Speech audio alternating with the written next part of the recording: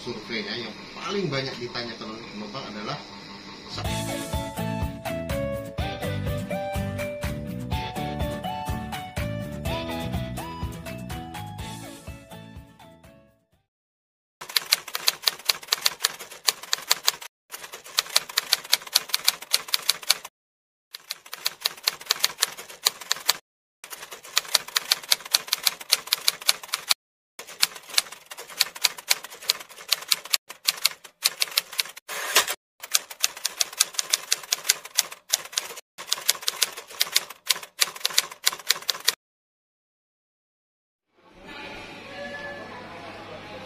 Permisi mas, boleh minta waktunya sebentar?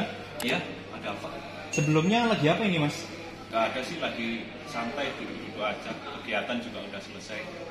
Oke mas, namanya siapa mas sebelumnya? Hafid, Mas Hafid, saya mau tanya, pertanyaan apa yang sering penumpang pertanyakan ke mas sebagai petugas Hafsek?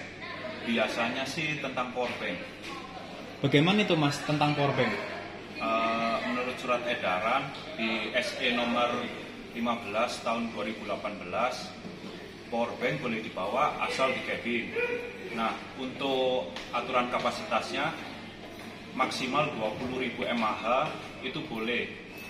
Kalau untuk 20.000 mAh sampai 32.000 mAh itu boleh asal dengan persetujuan maskapai. Nah, untuk di atas 32.000 mAh itu tidak boleh sama sekali. Itu sih. Terus mas, kalau powerbank saya sudah tidak ada tulisan keterangan kapasitasnya gimana mas? Nah, kalau powerbank sudah tidak ada kapasitasnya kan kita tidak bisa melihat tuh kapasitasnya berapa. Nah, itu tidak boleh dibawa. Nah, kalau di sini boleh powerbanknya dititipin maksimal 3 bulan. Gitu. Nanti kalau mas setelah pergi terus mau diambil nggak apa-apa. Oke, makasih mas kalau gitu mas. Oke, terima kasih Pak. Permisi mbak, boleh minta waktunya sebentar? Boleh. Lagi apa ini mbak sebelumnya? Habis dari toilet nih. Dan namanya siapa mbak? Nama saya Fonita. Mbak Fonita, mbak sebagai petugas Hafsek, pertanyaan apa yang sering penumpang pertanyakan ke mbak sebagai petugas Hafsek mbak? Biasanya mengenai soal pengambilan gambar di area pemeriksaan. Bagaimana itu mbak pengambilan gambar di area pemeriksaan? Menurut PM 80 tahun 2017 menyatakan bahwa untuk area pemeriksaan serta imigrasi serta kebebayanan termasuk area sensitif, jadi tidak diperbolehkan untuk pengambilan gambar. Kalau ada izin baru boleh ya. Berarti kalau ada izin aja ya mbak baru boleh ya? Iya, semua harus ada perizinan yang resmi dulu baru boleh untuk pengambilan gambar. Oke, kalau gitu terima kasih mbak. Terima kasih. Sama. Permisi mas, boleh minta waktunya sebentar? Sini ya. Oke, sama mas. Gimana? Sebelumnya namanya siapa mas? Oh, saya Wahyu Al-Farisi. Mas Wahyu, maskernya bisa dibuka sebentar? Oke, Mas Wahyu sebagai petugas Hafsek, pertanyaan apa yang sering penumpang pertanyakan ke mas sebagai petugas? Pertanyaan yang paling sering ya, momennya ini mendekati Ramadan dan Lebaran, biasanya penumpang itu bertanya terkait petasan atau mercon mas. Jadi kalau penumpang yang bawa itu bertanya, kenapa sih kok nggak boleh? Jadi kalau untuk petasan dan mercon, berdasarkan PM 80 tahun 2017, petasan dan mercon itu masuk dalam kategori dangerous good. Dangerous good itu ada 9 kategori. Nah itu ada nomor satu eksplosif. Jadi mercon dan petasan masuk ke dalam kategori eksplosif itu tersebut. Jadi untuk petasan mercon benar-benar sama sekali tidak boleh dibawa melalui pesawat udara. Berarti petasan atau mercon sama sekali tidak boleh dibawa ke pesawat udara ya mas ya? Tidak boleh. Jadi untuk calon penumpang, kalau memang mau membawa, kalau jalur lain kita belum tahu. Tapi kalau untuk pesawat, aturannya jelas tertulis bahwa itu tidak ada toleransi untuk mercon dan petasan dan sejenisnya. Karena ada yang mudah terbakar, juga ada kayak kembang api itu kan juga mudah terbakar. Itu sama sekali tidak boleh. Oke, terima kasih mas. Permisi mas, boleh minta waktunya sebentar? Oke mas, kenapa mas? Sebelumnya namanya siapa mas? Saya Juli Prasetyo mas. Saya tidak mengganggu waktunya ini, Mas. Kebetulan saya habis ngantar segit kok, Mas. Oke, Mas Juli Prasetyo. Ya. Sebagai petugas APSEK, pertanyaan apa yang sering penumpang pertanyakan ke Mas sebagai petugas? Oke, untuk penumpang sering mempertanyakan ke saya itu kenapa mainan anak-anak yang berbentuk pistol itu tidak boleh dimasukkan dalam bagasi cabin, Mas. Kenapa itu, Mas? Kok tidak boleh dibawa ke bagasi kabin? Oke, penjelasannya gini, Mas. Menurut aturan dalam SKEP 2765/12/2010 itu berbunyi bahwa senjata mainan yang menyerupai itu dapat disalahgunakan, Mas, untuk mengancam penumpang lain gitu, Mas. Oke, jadi tidak boleh dibawa ke bagasi kabin, harus dibawa ke bagasi tercatat ya, Mas ya? Betul, Mas. Untuk di bagasi cabin itu tidak diperkenankan, tapi dalam bagasi tercatat itu nggak apa-apa, nggak ada masalah, Mas. Oke, Mas. Terima kasih. Oke, sama-sama, Mas. Permisi, Mbak. Boleh minta waktunya sebentar? Oh iya, nanti nggak lama ya Mas? Nggak lama kok. Bisa sambil dibuka coba? Oh iya, boleh.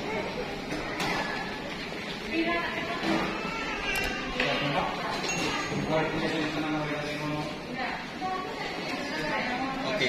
Sebelumnya namanya siapa, Mbak? Oh, saya April ya. Maskernya bisa dibuka sebentar? Oh iya. Oke, Mbak Aprilia, sebagai petugas APSEK, pertanyaan apa yang sering penumpang pertanyakan ke Mbak sebagai petugas? Oh banyak sih Mas, tapi biasanya banyak yang tanya soal hairspray itu boleh dibawa apa enggak gitu sih. Bagaimana itu Mbak penanganan hairspray? Kalau menurut PM 80 tahun 2017 yang sekarang berganti menjadi PM 51 tahun 2020, pembawaan hairspray itu boleh dibawa asalkan kapasitasnya tidak lebih dari 500 ml.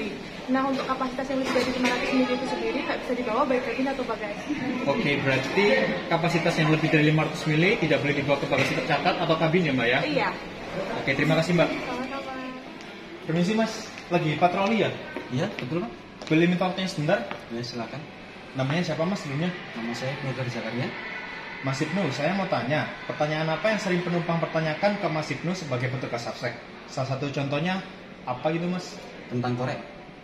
Bagaimana itu Mas tentang korek? Banyak kan penumpang tanya apakah korek boleh dibawa terbang. Terus Mas Ibnu jawabnya bagaimana? Sesuai aturan yang baru, keputusan Menteri nomor 211 tahun 2020 menjelaskan tentang program keamanan penerbangan nasional, menjelaskan bahwa korek tidak boleh dibawa terbang, korek api kayu atau pemati api. Berarti semua jenis korek apapun nggak boleh dibawa ya Mas? Siap, semuanya tidak boleh dibawa terbang. Satu pun nggak boleh ya Mas ya? Satu pun tidak boleh. Oke, terima kasih Mas Ibnu. Sama-sama. Permisi Mas, Ya, boleh minta waktunya sebentar? oh ya silakan. Sebelumnya namanya siapa Mas? Tadi, Mas Teddy, maskernya bisa dibuka sebentar? oh iya, Lagi ngapain ini Mas? saya dari patroli penyisiran Rantunggo. Tapi sudah selesai ya? Sudah. Oke, saya mau mengajukan pertanyaan nih Mas ke Mas sebagai petugas APSEK. Pertanyaan-pertanyaan apa yang sering penumpang pertanyakan ke Mas sebagai petugas? Biasanya banyak penumpang itu tanya masalah pembawaan barang berbahaya seperti pisau atau gunting. Bagaimana itu Mas pembawaan pisau atau gunting? Menurut regulasi kami di SKEP 2765 tahun 2010 dan KM 211 tahun 2020, pembawaan pisau atau gunting itu harus dimasukkan ke dalam bagasi tercatat. Jadi untuk penumpang atau perseorangan tidak boleh membawa gunting atau pisau di bagasi kabin. Oke, berarti untuk pembawaan pisau atau gunting harus di bagasi tercatat ya Mas ya? Iya betul. Bukan bagasi kabin ya Mas ya? Iya, betul. Kemudian apakah ada ukuran tertentu Mas untuk pisau atau gunting yang dibawa? Untuk gunting atau pisau atau senjata tajam lain, untuk pembawaannya tidak lebih dari 5 cm. Itu diperbolehkan untuk bagasi kabin. Oke, jadi tidak lebih dari 5 cm ya Mas Iya ya? betul. Apakah ada ketentuan lain Mas? Mas, apakah ada ketentuan lain? Tidak. Oke, terima kasih kalau gitu. Permisi Mas, Iya mas. sebelumnya boleh minta waktunya sebentar? Bisa. Namanya siapa Mas? Nama saya Dimas. Mas Dimas, maskernya bisa dibuka sebentar? Oh. Iya mas. Mas Dimas, lagi apa ini? Jadi barusan pengecekan pintu-pintu aja. Oh, setelah pengecekan pintu-pintu ya? Iya. Tapi udah selesai Mas? Sudah selesai. Oke. Mas Dimas, saya mau mengajukan pertanyaan nih. Iya silakan. Pertanyaan apa yang sering penumpang pertanyakan ke Mas sebagai petugas Mas? Kalau pertanyaan itu tiap hari mas ya, tiap hari pasti berbeda-beda karena kita juga ketemu sama orang yang berbeda-beda. Tapi menurut saya ada satu pertanyaan yang unik itu mereka menanyakan kenapa sih kalau naik pesawat nggak boleh bawa durian? Oh, terus bagaimana Mas pertanyaan itu? Jawabannya seperti apa? Jawabannya itu karena pertama durian itu buah yang baunya tajam mas. Terus yang kedua nggak semua orang menyukai durian. Kan baunya aja mereka bisa muntah lah. Nah di situ kita menganggap durian itu buah yang bisa menyebabkan ketidaknyamanan dari penumpang. Terus perlakuan durian untuk pembawaan ke dalam pesawat gimana mas? Pertama kita pasti minta persetujuan dari airline kalau memang itu dari penumpang mendesak ingin membawa. Terus yang kedua, kalau memang airline ACC kita juga akan ACC. Tapi selama ini yang ACC untuk airline jarang sih mas yang mau untuk membawa durian. Berarti semuanya harus persetujuan dari airline dulu ya mas ya? Pasti. Karena airline yang mengangkut orang dan barang tersebut. Oke mas, terima kasih.